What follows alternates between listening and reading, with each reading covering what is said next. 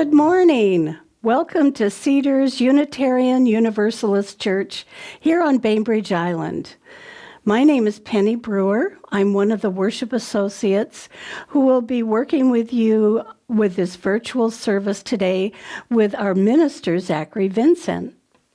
Before we start, let's pause to acknowledge that members of our congregation occupy the ancestral, traditional, and contemporary lands of the Coast Salish tribes, the homelands of the Suquamish, the Sklallam, the Chimicum, and the Duwamish.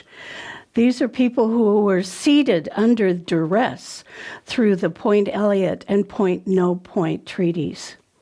We are grateful guests on these lands and affirm indigenous sovereignty, both past and present. This acknowledgement does not substitute for the need to build authentic relationships with modern-day members of these tribes and to learn about their living culture and history. And I know many of us in our congregation are spending time learning and growing with them. Our faith community is sustained by the generosity of our members. Your contribution will nourish the spiritual growth of our community through weekly worship and ongoing programs that cultivate connection, belonging, caring, and sharing. Included in the video description and displayed on the screen is information to make a contribution to Cedars through our PayPal account. Please take time, either now or later in the service, to make a contribution to help sustain Cedars. Your gifts are greatly appreciated. Cedars is committed to being a welcoming and inclusive community in all the beauty of language and culture and skin tones that come together. In your uniqueness, we welcome you. In all the ways you experience and express gender, in the beauty of who and how you love, we welcome you. In all the religious and ethical traditions that inform your spiritual life, we welcome you. Whether you come feeling whole or feeling broken or anywhere in between, we welcome you. No matter how long you've been away or how soon you will return, we welcome you. You are invited to join us today and always with an open mind, a loving heart, and willing hands. We welcome you today and always. There's so much to celebrate in December. Winter solstice, the return of light as the days begin to lengthen once more. Hanukkah, the miracle of light, of sacred oil lasting 8 days instead of 1. For Christmas, the celebration of the birth of Jesus with the Christian theme of hope for the world. It is a time in the cycle of the year set apart for hope, fellowship, and generosity. It is the season of the heart. Growing up a Christian, Christmas was a very big deal at our house. We had an Advent wreath. We had no treats from Halloween until Christmas, so that we could just be totally ready for Christmas Day. We had no tree until Christmas Eve. And of course, I thought it was tradition, but it turns out it was because that's how Mom and Dad could get a free tree. And we sang carols in church, and we sang around the piano. We made homemade presents. I can remember my first knitting project. I made a tie for my dad that by the time I finished, it was down below his knees, but somehow he accepted it graciously. And I can remember Mom and Dad staying up all night working on projects. Present day, spend Christmas Eve with my son and his family with carols and special meals. With my daughter, Christmas Day with, again, carols, special meals, laughter, children, cooking. This year, it's so unusual in every way. Fighting the pandemic, being separated from our families. Many of us facing challenges we've never faced before. All of it providing that chance for us to develop new ways to celebrate this special time. For my brother and me, we do have a small tree that we have lights, and it's wonderful. We listen to carols once in a while.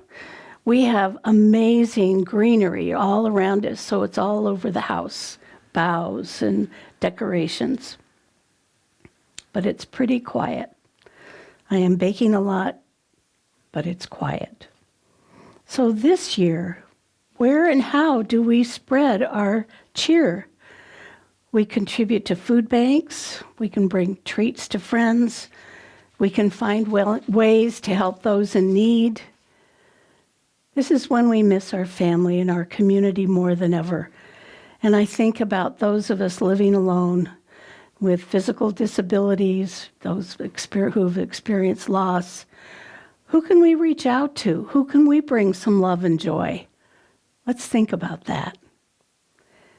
And I've been a total technophobe, but now am so grateful for computers and phones and Zoom and FaceTime.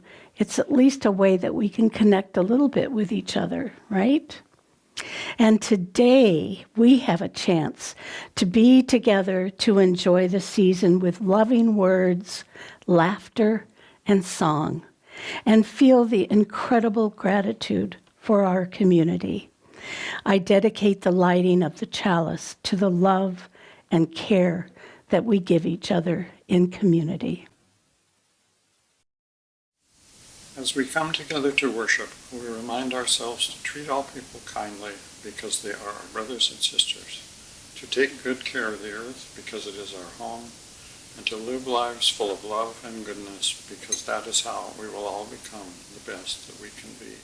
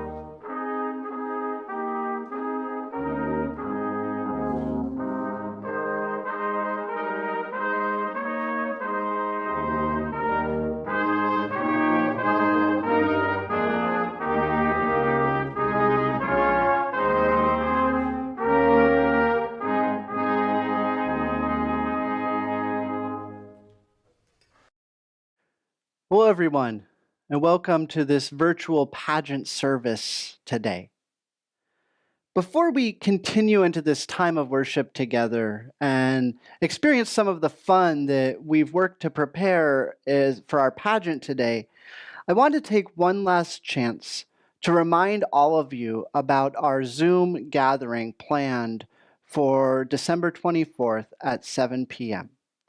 For those of you who plan to join in and participating, I'd encourage you at home when you join to have a candle ready.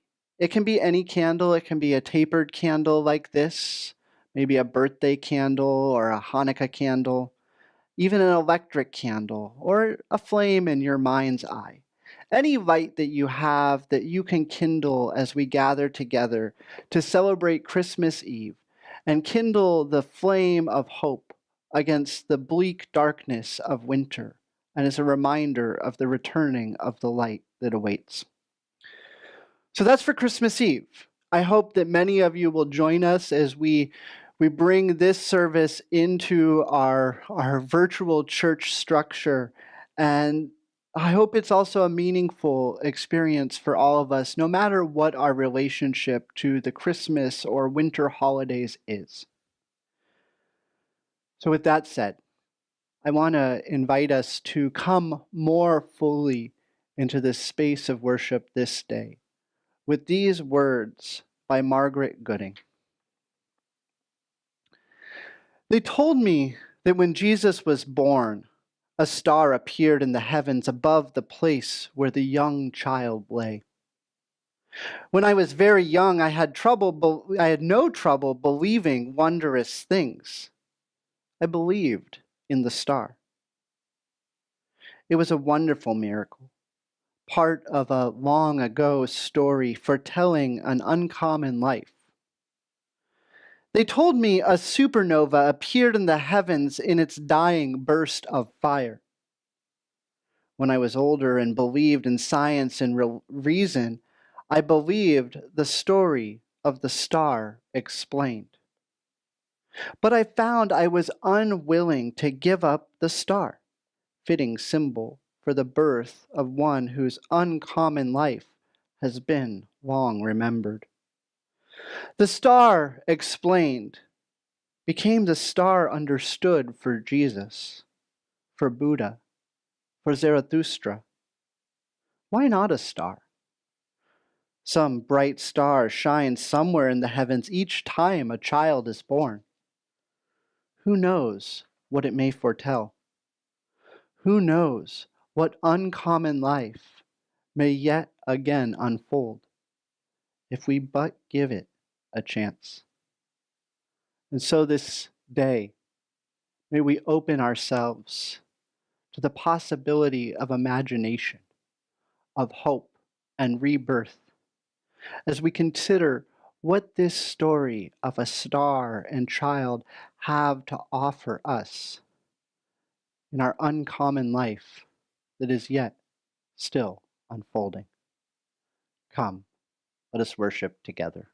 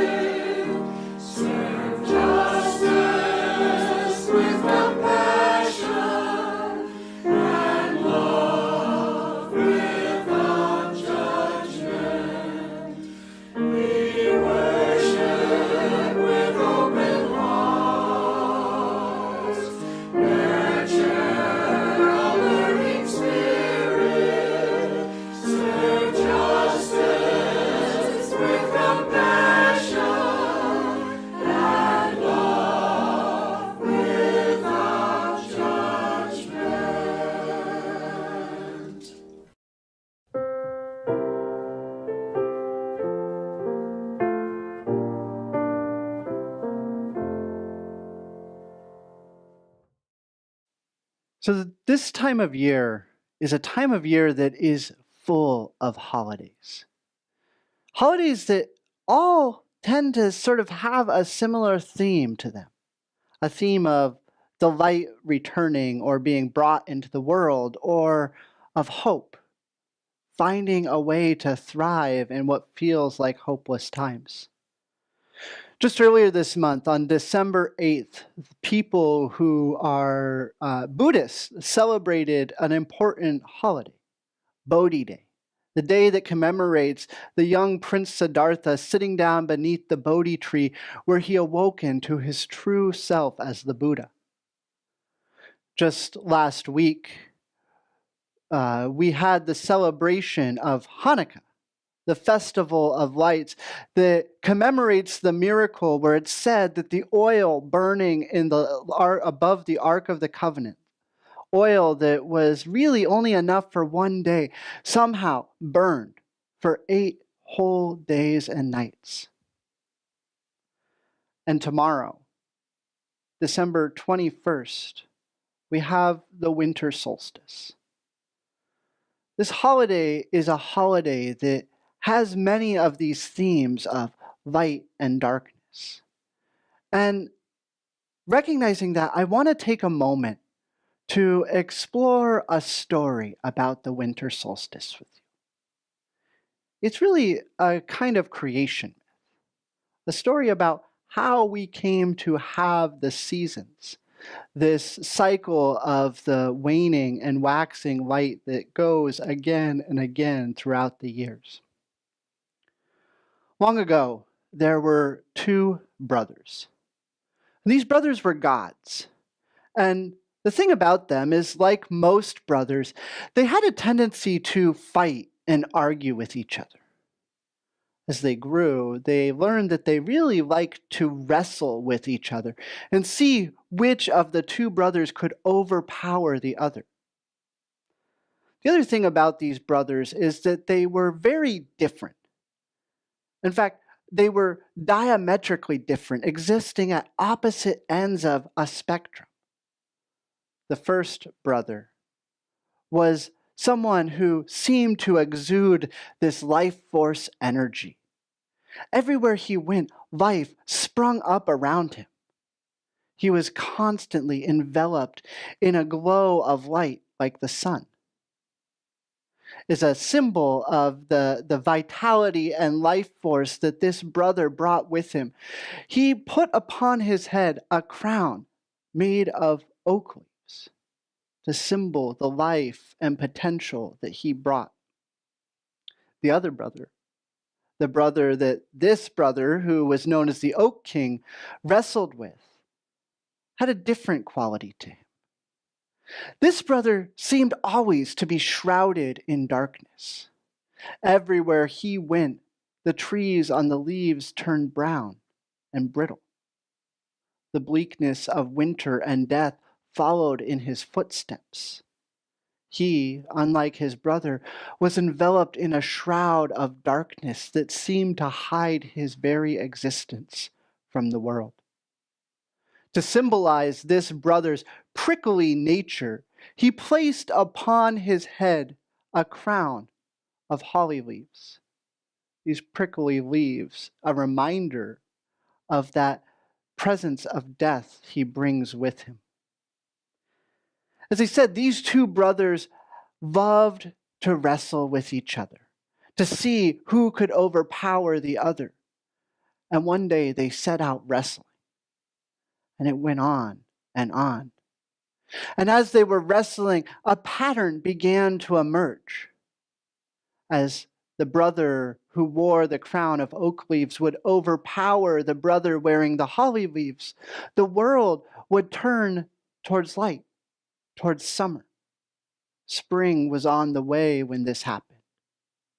And again, after some wrestling, after a long time, when the brother wearing the holly crown would overtake the brother wearing the oak crown, we'd find that the light began to fade.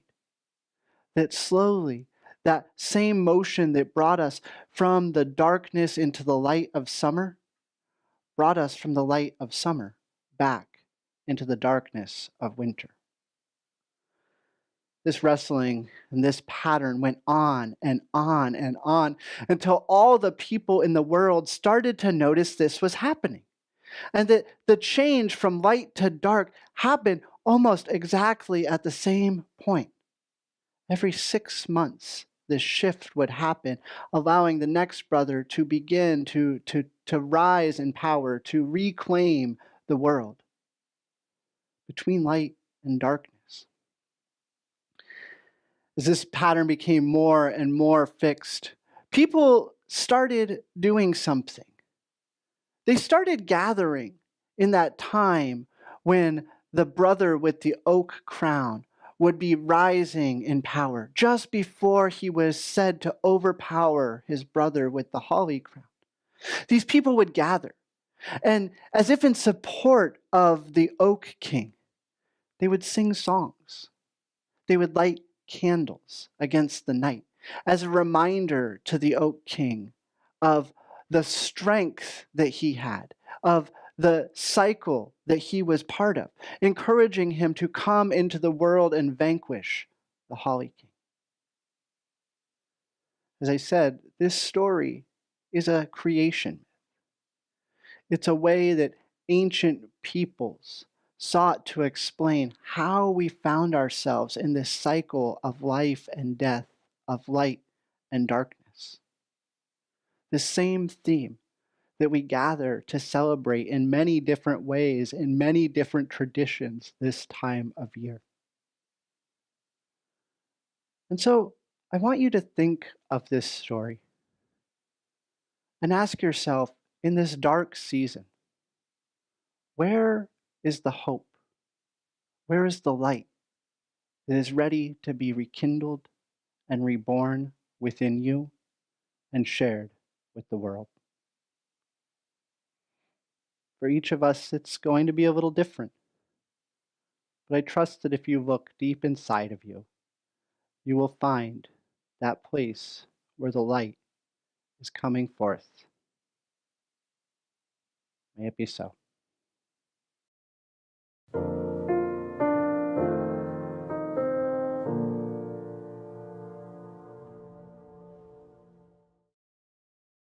Please join me in a time of meditation and prayer.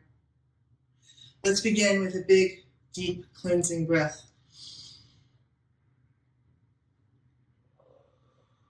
And out. Let's take another breathing in peace, breathing out love.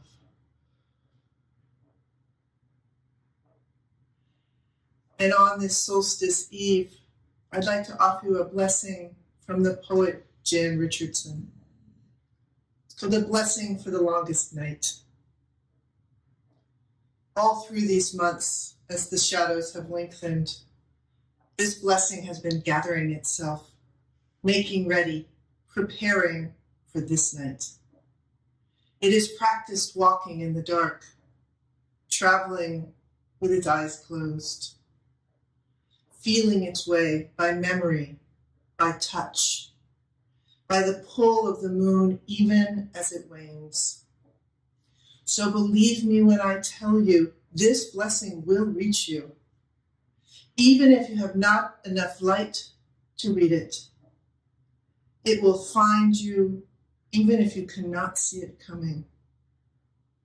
You will know the moment of its arriving by the release of the breath you have held so long, a loosening of the clenching of your hands, of the clutch around your heart, a thinning of the darkness that had drawn itself around you. This blessing does not mean to take the night away, but it knows the hidden roads, knows the resting spots on the path, knows what it means to travel in the company of a friend. So when this blessing comes, take its hand, get up, set out on the road you cannot see. This is the night when you can trust that whichever direction you go, you will be walking towards the dawn. May it be so. Amen.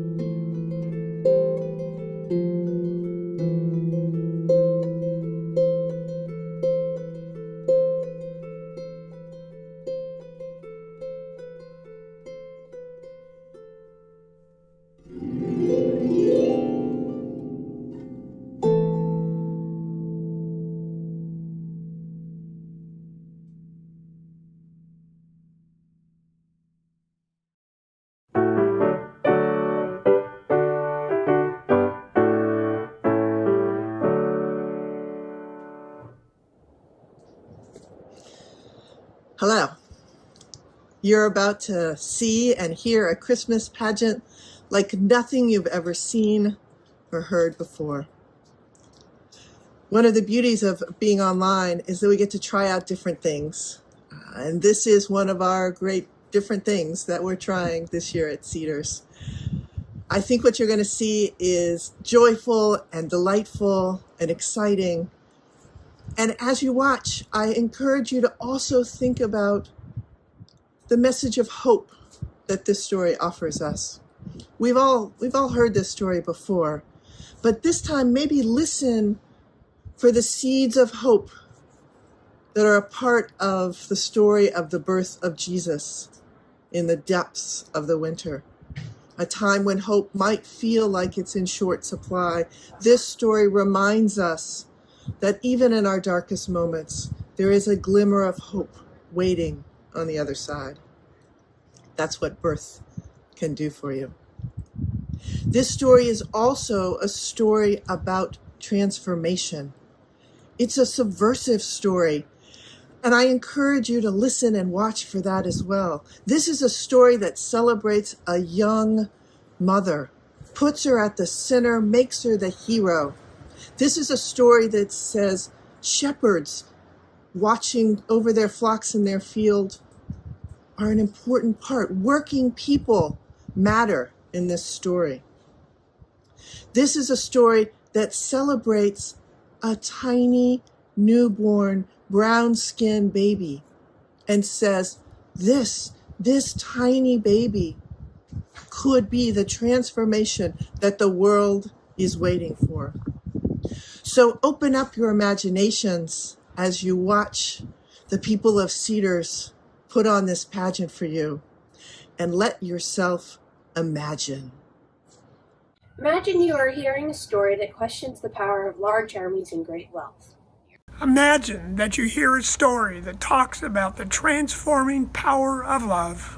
Imagine that in this story, everyone on earth is longing for peace and goodwill to all people.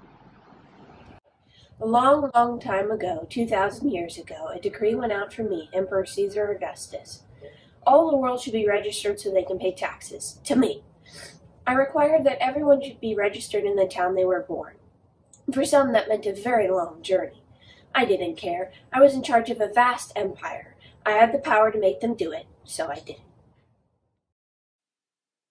I'm Joseph. I'm a carpenter. Because of Caesar's decree, my wife Mary and I have to travel 90 miles from our home in Nazareth to Bethlehem, where I was born. I'm nervous about the journey. I'm worried about Mary, but I can't disobey the emperor's orders. Hi, I'm Mary, and I'm expecting a baby very soon. So it's going to be uncomfortable walking all day and all night and riding on our donkey. Some nights we're only guided by the stars. As we walk and ride, I ponder what I'll be like as a mother. I wonder what will happen to me and my baby. When Mary and I arrive in Bethlehem, it's suddenly time for Mary to have her baby. But we don't have any place to stay. We're poor and from a different country. It seems like nobody wants to help us. We ask so many different people, until finally, one innkeeper says, "Well, I'm afraid there's no room at the inn for you to stay, though you could stay in the stable out back.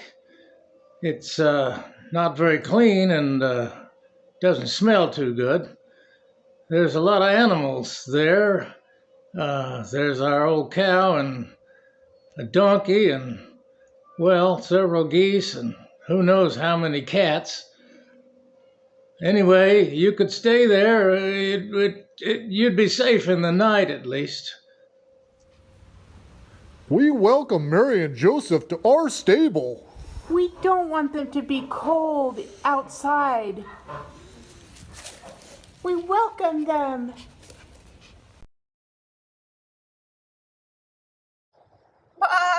We're sorry that it's smelly and dirty, but we're happy as a lamb that you're here.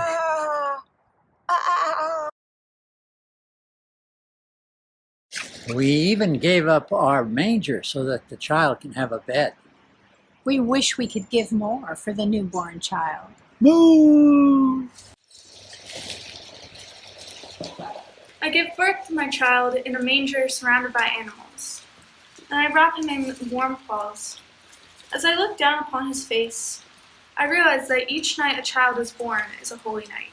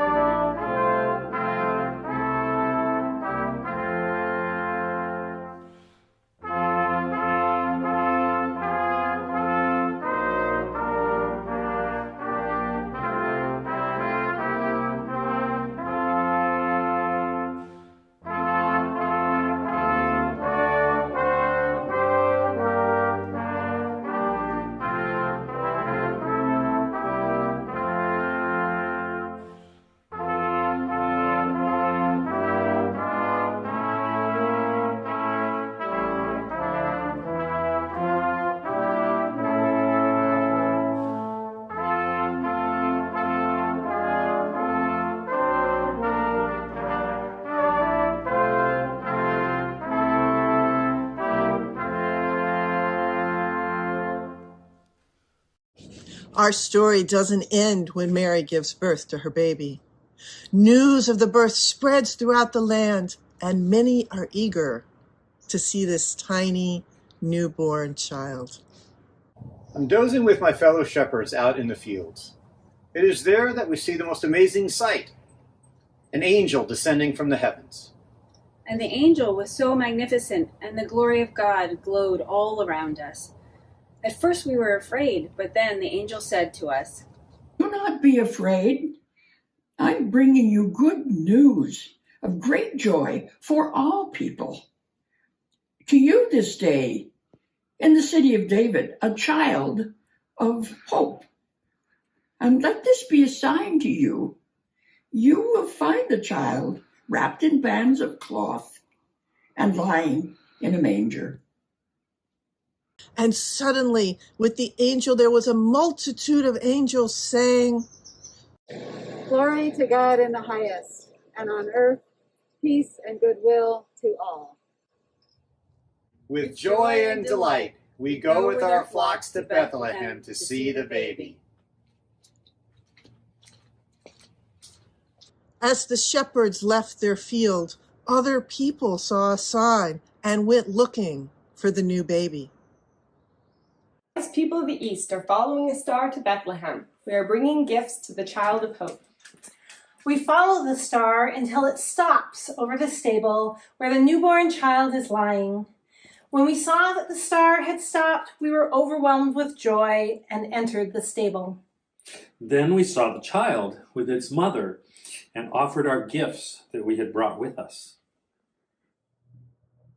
Now that we've seen and heard from the whole cast of characters, We've experienced the joy and the delight of watching people we know and love act out an age-old story.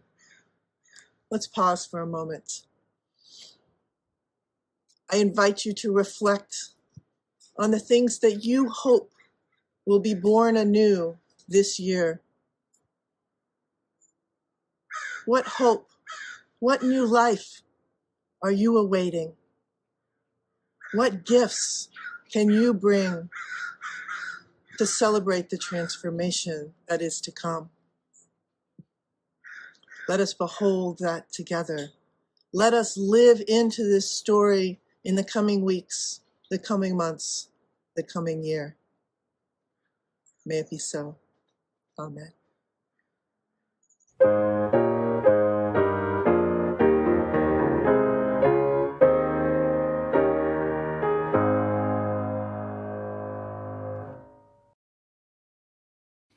Hi, everybody.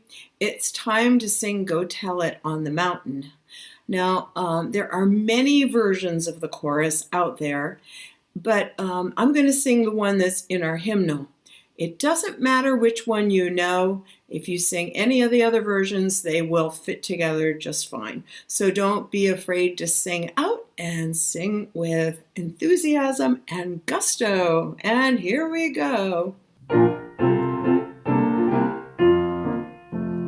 Go tell it on the mountain, over the hills and everywhere. Go tell it on the mountain that Jesus Christ is born. While shepherds kept their watching, were silent flocks by night, behold, throughout the heavens there shone a holy light. Go tell it on the mountain, over the hills and everywhere. Go tell it on the mountain that Jesus Christ is born. The shepherds feared and trembled when low up off the earth rang out the angel chorus that hailed the baby's birth.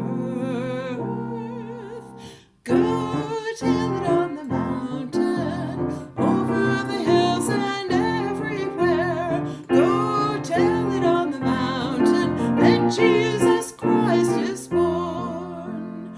Down in a lowly manger, the humble babe was born, and God sent us salvation that blessed Christmas morn. Go tell it on the mountain, over the hills and everywhere. Go tell it on the mountain that Jesus Christ is born. One more. Go tell it on the mountain, over the hills and everywhere. Go tell it on the mountain that Jesus Christ is born. That Jesus Christ is born. That Jesus Christ is born. Thanks, everybody. We extinguish this flame, but not the light of truth, the warmth of community, or the fire of commitment. These we carry in our hearts until we are together again. Our service this day has ended, but our service to the world and one another begins anew. May this time remind us of the power of imagination and play, and help us to situate ourselves in these ancient stories of birth, of hope, and new possibility. May this be our blessing as we part this day. May it be so.